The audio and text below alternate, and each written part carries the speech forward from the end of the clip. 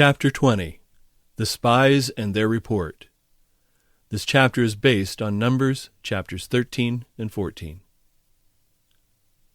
The Lord commanded Moses to send men to search the land of Canaan, which he would give unto the children of Israel. A ruler of each tribe was to be selected for this purpose. They went, and after 40 days returned from their search, and came before Moses and Aaron and all the congregation of Israel, and showed them the fruit of the land. All agreed that it was a good land, and they exhibited the rich fruit which they had brought as evidence. One cluster of grapes was so large that 2 men carried it between them on a staff. They also brought of the figs and the pomegranates, which grew there in abundance. After they had spoken of the fertility of the land, all but 2 spoke very discouragingly of their being able to possess it. They said that the people were very strong that dwelt in the land, and the cities were surrounded with great and high walls, and more than all this, they saw the children of the giant Anak there. They then described how the people were situated around Canaan, and the impossibility of their ever being able to possess it. As the people listened to this report, they gave vent to their disappointment with bitter reproaches and wailing. They did not wait and reflect and reason that God, who had brought them out thus far, would certainly give them the land.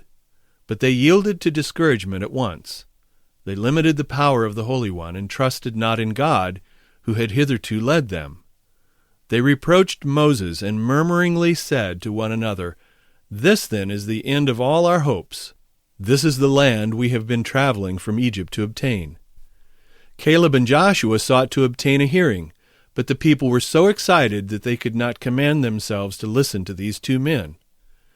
After they were calmed a little, Caleb ventured to speak. He said to the people, "Let us go up at once and possess it, for we are well able to overcome it." But the men that went up with him said, "We are not able to go up against the people, for they are stronger than we are." And they continued to repeat their evil report and declared that all the men were of great stature. And there we saw the giants, the sons of Anak, which come of the giants. And we were in our own sight as grasshoppers, and so we were in their sight. Israel murmurs again.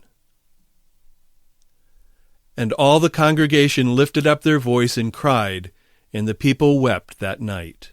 And all the children of Israel murmured against Moses and against Aaron, and the whole congregation said unto them, "Would God that we had died in the land of Egypt, or would God we had died in this wilderness? And wherefore hath the Lord brought us unto this land, to fall by the sword, that our wives and our children should be prey? Were it not better for us to return into Egypt?" And they said to one another, "Let us make a captain, and let us return into Egypt." Then Moses and Aaron fell on their faces before all the assembly of the congregation of the children of Israel. The Israelites not only gave vent to their complaints against Moses, but accused God himself of dealing deceitfully with them by promising them a land which they were unable to possess. Their rebellious spirit here rose so high that, forgetful of the strong arm of omnipotence which had brought them out of the land of Egypt, and had thus far conducted them by a series of miracles, they resolved to choose a commander to lead them back to Egypt, where they had been slaves and had suffered so many hardships. They actually appointed them a captain, thus discarding Moses, their patient, suffering leader. And they murmured bitterly against God.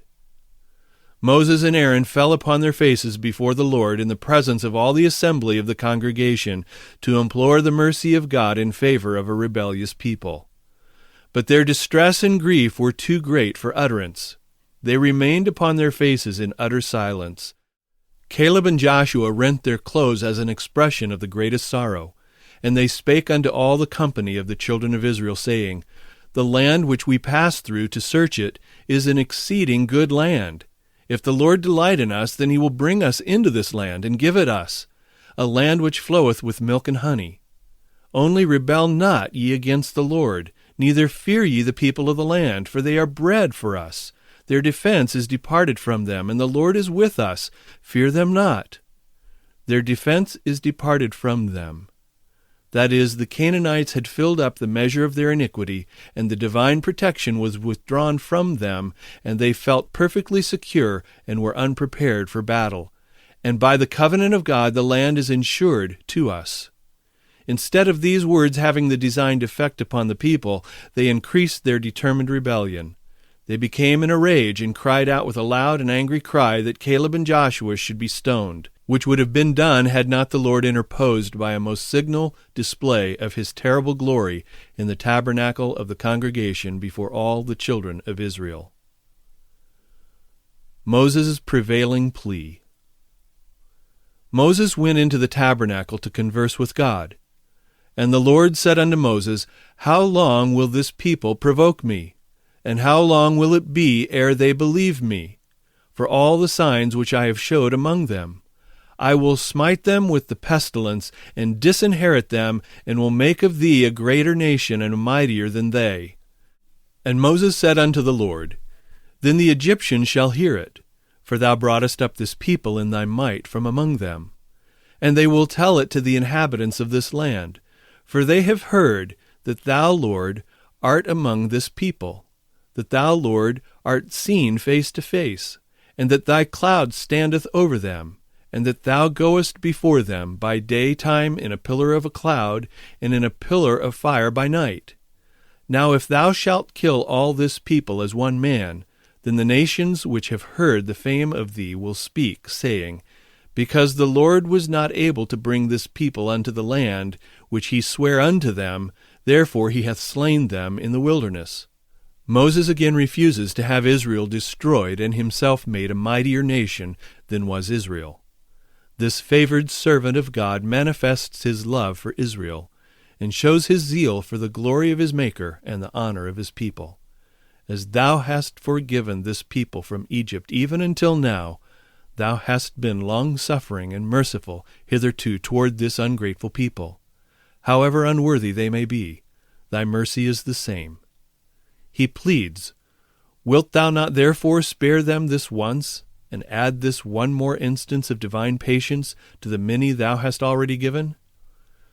And the Lord said, I have pardoned according to thy word, but as truly as I live, all the earth shall be filled with the glory of the Lord.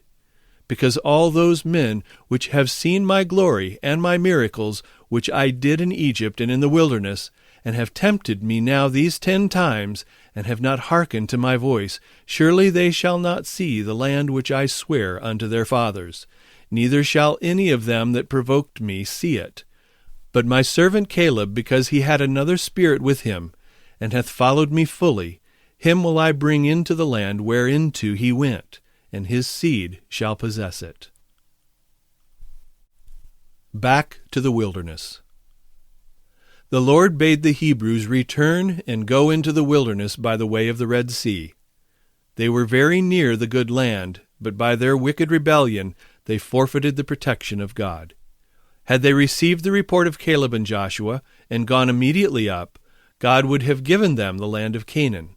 But they were unbelieving, and showed such an insolent spirit against God, that they brought upon themselves the denunciation that they should never enter the promised land.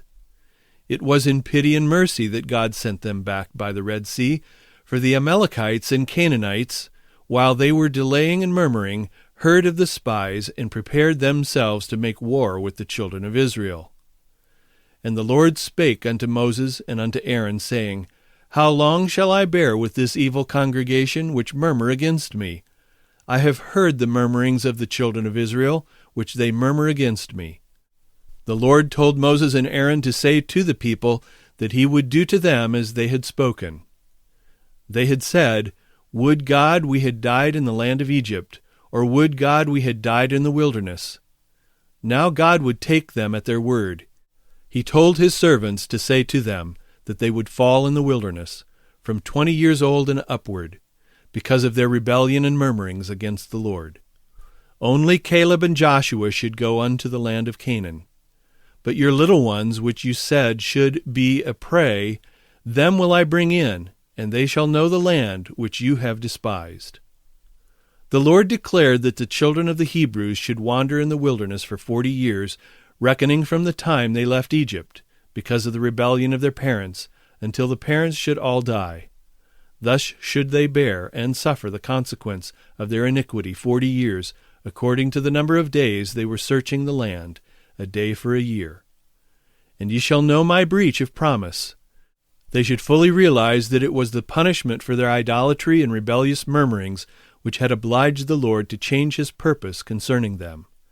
Caleb and Joshua were promised a reward in preference to all the host of Israel, because the latter had forfeited all claim to God's favor and protection.